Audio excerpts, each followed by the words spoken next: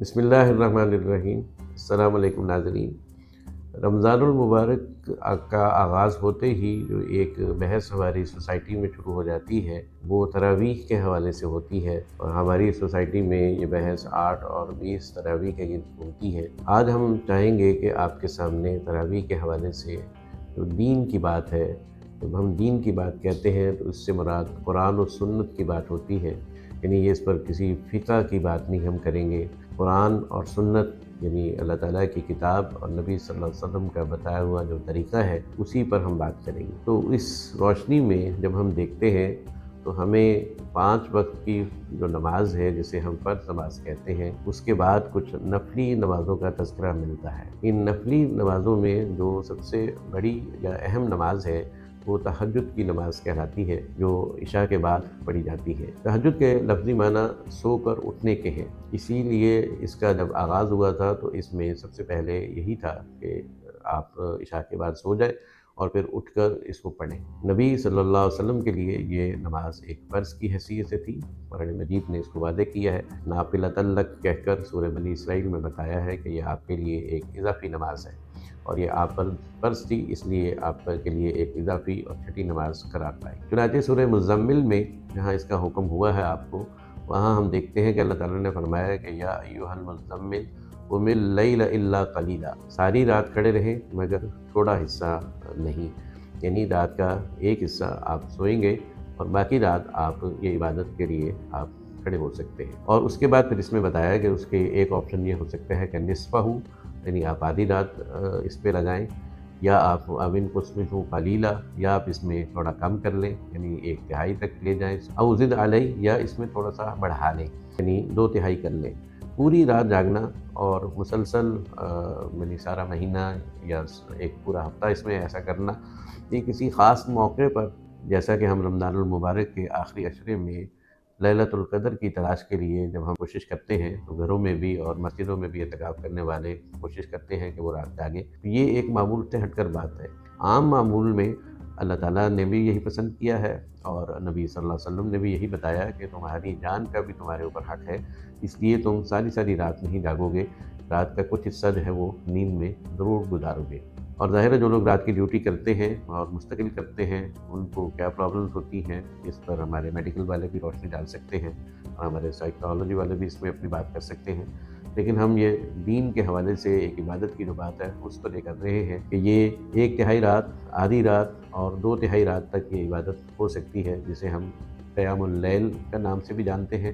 اور عام طور پر اسے تہجد کی نماز کہا جاتا ہے۔ اسی سورہ کی آخری جو آیت ہے اس میں اس کے حوالے سے کچھ رخصتیں دی گئی ہیں، یعنی یہ جو پابندیاں آیت کے شروع میں لگائی گئی تھیں ان کو ہٹا دیا گیا، اور اسی میں رعایت کرتے کرتے جب نبی صلی اللہ علیہ وسلم سے لوگوں نے عشاء کے بعد اس کو پڑھنے کی اجازت مانگی تو آپ نے اس کی اجازت بھی عنایت فرما دی۔ چنانچہ تہجد کی نماز اب عشاء کے بعد سے لے کر فجر کا وقت شروع ہونے تک، جو کہ سحری کے خاتمے کا وقت ہے، اس تک ہوتا ہے، یہ رہتی ہے۔ چنانچہ جو سورہ قدر ہے اس میں لیلۃ القدر کے حوالے سے بھی یہی بات کہی گئی ہے کہ سلام یہ حتیٰ مطلع الفجر، یعنی یہ رات جو ہے وہ سلامتی والی جاری رہتی ہے جب تک کہ فجر طلوع نہ ہو جائے، یعنی جو ہے وہ سحری کا وقت کا جو خاتمہ ہے وہ نہ ہو جائے۔ تو اس لحاظ سے دیکھا جائے تو رات کی عبادت جو ہے وہ تہجد کی نماز ہے، اور نبی صلی اللہ علیہ وسلم رمضان میں یا غیر رمضان میں یہی ایک عبادت عشاء کے بعد کیا کرتے تھے۔ آپ صلی اللہ علیہ وسلم کا معمول یہی بتایا جاتا ہے کہ آپ بالعموم عشاء کے فوراً بعد سو جایا کرتے تھے، اور اس کے بعد پھر جب آپ کی آنکھ کھلتی تھی آپ اس تہجد کی عبادت میں لگ جاتے تھے۔ ہم عائشہ نے اپنا یہی مشاہدہ بیان کیا ہے کہ میری تو رات کے جب بھی آنکھ کھلتی تھی تو میں تو نبی صلی اللہ علیہ وسلم کو عبادت کرتے، نماز پڑھتے ہوئے دیکھتی تھی۔ ظاہر ہے یہ آپ کا اور اللہ کا ایک تعلق بھی تھا، اور آپ پر یہ عبادت فرض بھی تھی، اور اس پر آپ جتنا بھی آپ وقت لگا سکتے تھے آپ لگانا پسند کرتے تھے۔ ہمارے لیے یہ نماز اپنی ساری اہمیت کے باوجود ایک نفل کی جگہ پر ہے، اور نفل کے بارے میں ہم آپ کے سامنے شاید اس سے پہلے بھی کئی موقعوں پر بیان کر چکے ہیں کہ اللہ تعالیٰ نے نفل کے لیے جو قرآن مجید میں لفظ استعمال کیا ہے وہ تطوع ہے، اس کا مطلب ہے دل کی آمادگی، یعنی نفلی چیز شوق سے کرنے کی چیز ہے، اس پہ آپ کو زبردستی مجبور نہیں کیا جا سکتا۔ چنانچہ رمضان المبارک میں جب نبی صلی اللہ علیہ وسلم نے اس کا تعارف کرایا تو آپ نے बताया कि देखो इस महीने में 2 प्रोग्राम हैं, एक दिन का प्रोग्राम है यानी दिन का रोज़ा है और ये फ़र्ज़ है, और एक रात का प्रोग्राम है और वो रात का क़याम है और ये नफ़ल है। तो नबी सल्लल्लाहु अलैहि वसल्लम ने दोनों की हैसियत बिल्कुल वाज़ेह कर दी। अब ये जो रात का क़याम है, यानी नमाज की हालत में क़याम किया जाता है और क़याम में सूरह फ़ातिहा के बाद कुरान मजीद का हिस्सा पढ़ा जाता है, तो कुरान मजीद की तिलावत को ही हम लंबा करके अपने क़याम को लंबा कर सकते हैं। तो आप कह सकते हैं कि नबी सल्लल्लाहु अलैहि वसल्लम ये कहना चाह रहे हैं कि रात का जो है ना, आपने कुछ हिस्सा कुरान मजीद के साथ आप गुज़ारें। अब ज़ाहिर है जो शख़्स अरबी जानता है और अरबी में कुरान पढ़ने से उसकी बात समझ में आ रही है, वो तो अगर नमाज की हालत में अरबी कुरान ही पढ़ ले तो उसका तो इसी से गुज़ारा हो जाएगा। लेकिन हम जैसे लोग जो ज़्यादातर कुरान मजीद से नावाकिफ़ होते हैं उसकी अरबी से, तो हमारे लिए ये ज़्यादा बेहतर है कि हम कुरान मजीद का मुताला जो है वो तर्जुमे और तफसीर के साथ करें, तो इससे हमें ज़्यादा फ़ायदे मिलेंगे। तो इससे हमें मालूम हुआ कि अगर हम रात का कुछ हिस्सा अपनी सहूलत के मुताबिक रात के इब्तदाई हिस्से में या रात के आखिरी हिस्से में या दरमियानी हिस्से में हम कुरान के साथ गुज़ारें और उसके तर्जुमे तफसीर का मुताला करें, तो ये क़ियामुल लैल ही के बराबर इंशाअल्लाह हमें सवाब मिलेगा। ताहम हम देखते हैं कि हमारे माशरे में जो है वो इशा के बाद एक नमाज़ बाकायदा पढ़ाई जाती है जो तरावीह का उसको नाम दिया जाता है। अब ये लफ्ज़ अरब वर्ल्ड में भी आम हो चुका है और उनके टीवी चैनल्स पर भी सलातुत तरावीह के लफ्ज़ आ जाते हैं। इसमें जब हम देखते हैं कि नबी सल्लल्लाहु अलैहि वसल्लम ने अपने दौर में कोई सहाबा को या ख़ुद से ऐसी कोई नमाज़ नहीं पढ़ाई, और आम जो आपका एक रवायात मिलती हैं वो ये कहती हैं कि नबी सल्लल्लाहु अलैहि वसल्लम एतिकाफ़ में थे, यानी एतिकाफ़ मस्जिद में होता है, तो आप मस्जिद में थे, मस्जिद नबी में, तो आम तौर पर वो एतिकाफ़ के लिए एक छोटे से हुजरे बनाए जाते हैं, तो आप अपने हुजरे में ही इबादत किया करते थे। एक दिन आप हुजरे से बाहर निकल कर आपने मस्जिद में अपनी नमाज़ शुरू कर दी। जो लोग मस्जिद में मौजूद थे वो आपके साथ शामिल हो गए और एक जमात की शक्ल में ये नमाज़ हो गई। अगले दिन फिर आप सल्लल्लाहु अलैहि वसल्लम जो है वो बाहर आए और उस दिन कुछ और लोग, ज़्यादा लोग आए हुए थे और आप उन सब लोगों ने आपके साथ मिलकर नमाज़ पढ़ी। तीसरे दिन मस्जिद में बहुत सारे लोग आ गए थे और आप सल्लल्लाहु अलैहि वसल्लम ने जब बाहर निकले तो आपके साथ हम सब ने नमाज़ अदा की। चौथे दिन के बारे में बताया जाता है कि मस्जिद भर गई, यानी पूरे मदीने में ये मशहूर हो गया कि ये एक नबी सल्लल्लाहु अलैहि वसल्लम आ रहे हैं और नमाज़ पढ़ा रहे हैं। तो बहुत सारे हर अतराफ से लोग आ गए, लेकिन उस रात नबी सल्लल्लाहु अलैहि वसल्लम अपने हुजरे से बाहर ही नहीं आए, यहाँ तक कि सहरी का वक्त हो गया, लोग घरों में चले गए। फिर सहरी करने के बाद जब लोग फजर के लिए आए तो फजर की नमाज के बाद आपने फिर लोगों से मुखातिब होकर ये फरमाया कि मैं इसलिए नहीं आया कि आपका ज़ौक़-शौक़ देख कर कि कहीं अल्लाह ताला आप पे ये नमाज़ फ़र्ज़ ना कर दें। तो इससे हमें मालूम हुआ कि नबी सल्लल्लाहु अलैहि वसल्लम ने तहज्जुद की नमाज़ बाजमात भी पढ़ाई है। यहाँ से नमाज़ तहज्जुद के बाजमात होने की जो है आप कह सकते हैं कि सनद मिल जाती है हमें। अब नबी सल्लल्लाहु अलैहि वसल्लम का मामूल जो तहज्जुद का था वो मुख्तलिफ़ तरीके से रहा है, लेकिन जो उसमें बहुत ज़्यादा कॉमन है वो ये कि आप 2-2 करके 8 रकअतें पढ़ते थे और उसके बाद उनको बिलअमूम 3 ताक रकअतों से मिलाकर 11 पे ख़त्म करते थे। नाज़रीन नोट कीजिएगा कि ये जो ताक रकअतें हैं ये अरबी में इसी को वितर कहते हैं। वितर और वतर दोनों तरह से इसको प्रोनाउंस किया जाता है। कुरान मजीद में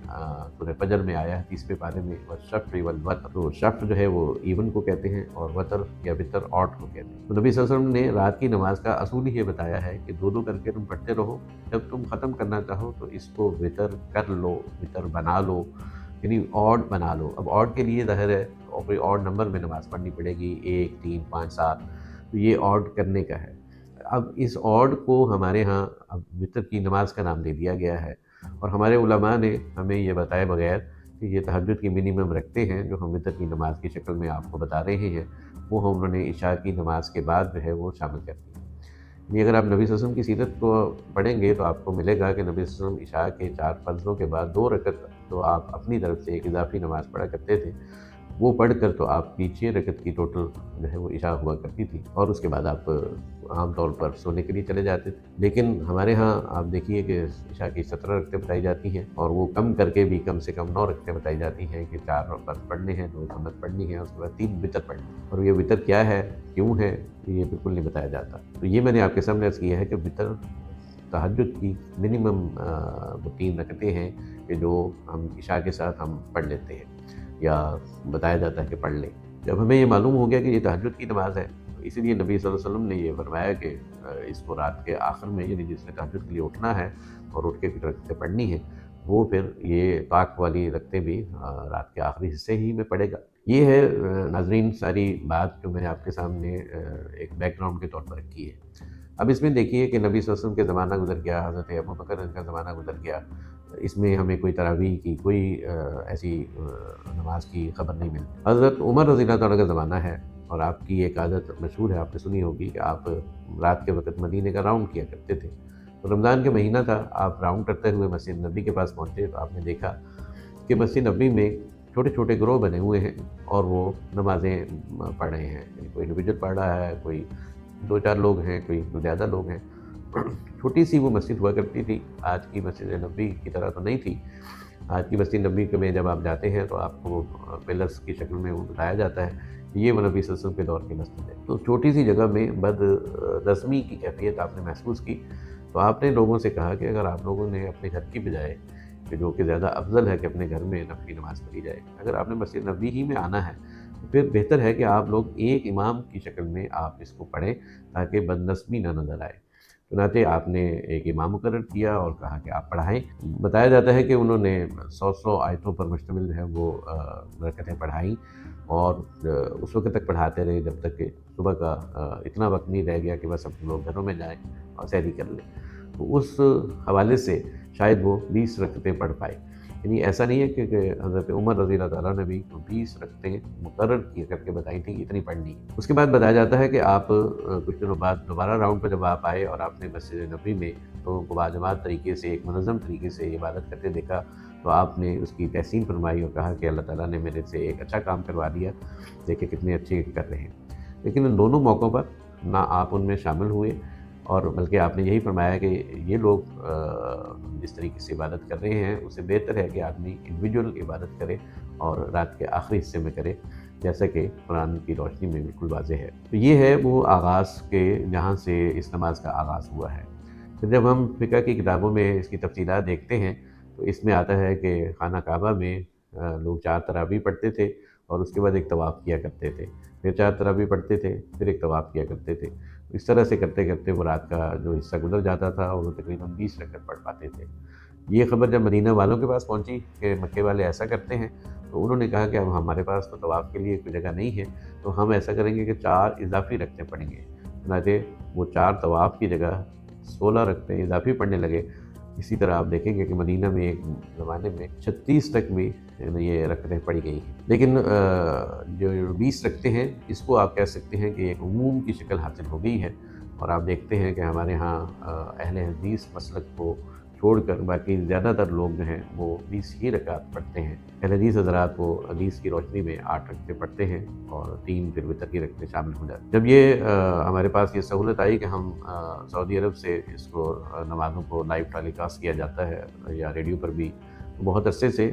ہمیں لوگوں کو معلوم تھا کہ سعودی عرب میں خاص طور پر حرمین میں یعنی مکہ اور مدینہ دونوں میں 20 رکعتیں پڑھی جاتی۔ کووڈ کے آنے تک یہ ایسا ہی ہوتا رہا۔ کووڈ جب آیا تو بہت ساری صورتحال تبدیل ہوئی۔ اس موقع پر سعودی انتظامیہ نے یہ فیصلہ کیا کہ ہم ان تراویح کی تعداد 20 کی کم کر کے 10 کر دیتے ہیں۔ چنانچہ انہوں نے اس کو 10 کر دیا۔ اب اگر یہ دین میں کوئی فرض رکعتیں ہوتی اور ان کی تعداد فرض ہوتی تو وہ اس کو کم نہ کر سکتے۔ یہیں سے ہمیں معلوم ہوتا ہے کہ اس میں یہ نفلی نماز تھی، اس میں جتنی بھی رکعتیں پڑھ لی جائیں وہ فائدہ دیں گی۔ کہ 8 اور 20 کی جو لڑائی ہے وہ ہے ہی بے معنی۔